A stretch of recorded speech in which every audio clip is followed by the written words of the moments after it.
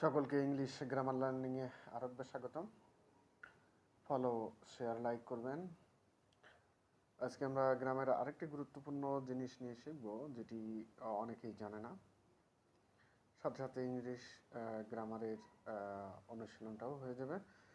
Which one correct, কোনটি সঠিক? এ number E আছে Padma is widest river in Bangladesh. Option বিতে আছে the Padma is the widest river in Bangladesh. তো দেখুন, অপশানগুলো বিশ্লেষণ করলে আমরা ইংরেজির একটি নয় একাধিক বিষয় নিয়ে জানতে পারবো। যেমন এখানে পদ্মা, অপশান এতে আছে Padma is the widest river in Bangladesh.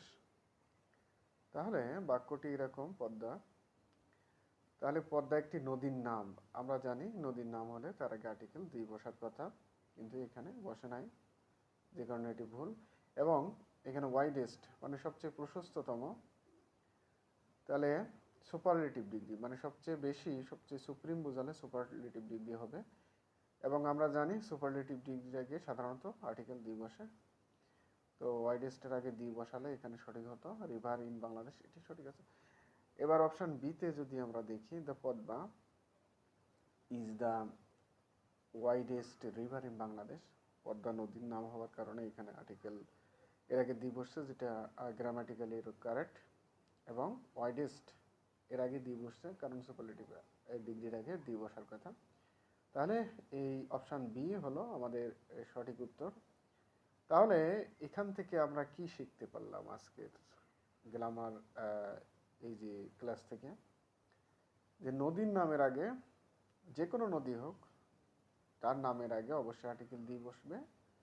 এবং যদি তুলনা করা হয় এবং সেটি সুপারলেটিভ ডিগ্রি হয় এবং সবচেয়ে বেশি বোঝায়, সর্বোচ্চতম, তাহলে তার আগে আর্টিকেল দি অবশ্যই বসবে। তো সবাই লাইক, শেয়ার করবেন, ফলো করবেন পরের ভিডিওটা পেতে। সকলকে আবারও অসংখ্য ধন্যবাদ।